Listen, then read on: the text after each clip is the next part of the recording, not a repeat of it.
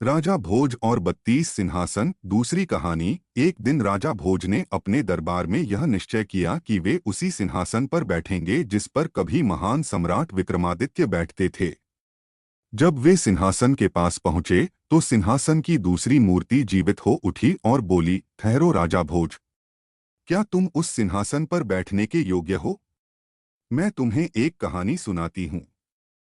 यदि तुम में वैसी ही बुद्धि, न्याय और विनम्रता हो जैसी विक्रमादित्य में थी, तो ही तुम इस सिंहासन पर बैठ सकते हो। फिर मूर्ति ने कहना शुरू किया, एक बार एक गरीब ब्राह्मण अपनी छोटी सी बेटी के साथ विक्रमादित्य के दरबार में आया। ब्राह्मण बहुत दुखी था क्योंकि उसकी बेटी की शादी के लिए उसके पास धन नहीं था। राजा विक्रमादित्य ने बिना किसी देर के अपनी कीमती मणियों का हार ब्राह्मण को दे दिया। जब वह ब्राह्मण वहां से जा रहा था, तभी एक दरबारी ने कहा, महाराज, आपने बिना जांचे परखे किसी को इतना कीमती हार दे दिया। अगर वह झूठा निकला तो?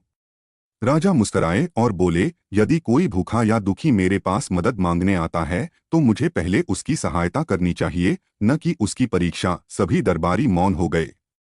ब्राह्मण अपनी बेटी की शादी खुशी से कर सका और जीवन भर विक्रमादित्य का गुणगान करता रहा। इतना कहकर मूर्ति बोली, राजा भोज, क्या तुम्हारे हृदय में भी ऐसा करुणा, दया और त्याग है? यह सुनकर राजा भोज ने सिर झुका लिया और विनम्रता से कहा, देवी, मैं प्रयास करूंगा कि मैं भी विक्रमादित्य जैसा न्यायी और दयालु बन सकूं।